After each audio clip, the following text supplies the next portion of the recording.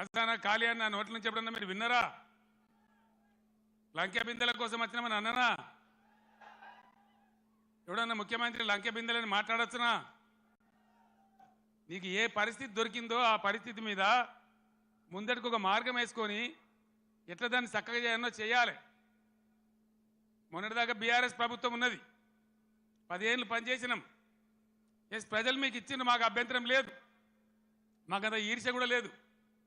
నువ్వు మాకన్నా కుడి చేయి పని చేయి, మాకన్నా మంచిగా పని చేయి, మంచి పేరు తెచ్చుకో, మేము పోటీ పడేటట్టు చూసుకో, మాతో పోటీ పడేటట్టు చూసుకో. కానీ ఈ సీరితము, పండబెట్టి తొక్కుతాము, రైతు బంధు అడితే చెప్తోని కొడతాము. ఒక్క మాట దయచేసి మీరు ఆలోచన చేయాలి. నేను అహోరాత్రాలు కష్టపడి నా రాష్ట్రం భారతదేశానికి తలమానికం కావాలి, ఇక్కడ కరెంటు బాధ పోవాలి. నాకు 2 విషయాలు అయితే నాకు అర్థమైతలేవు. చాలామందిని అడిగిన నేను ఇదేం కథరాబాయ్ అని.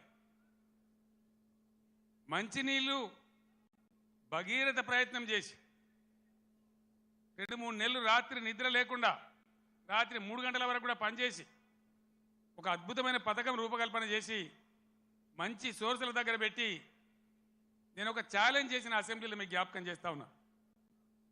ఈ 5 ఏళ్ల లోపు 14 నుంచి 19 వరకు ఈ టర్మ్ లోపల భగీరథ నీళ్లు తెచ్చి ఇంటింటికి నల్లా పెట్టి నీళ్లు ఇయ్యకపోతే మేము మళ్ళీ అసెంబ్లీ నిలవడం, ఓట్లు అడగా అని చెప్పి నేను శపథం చేసిన శాసనసభలో.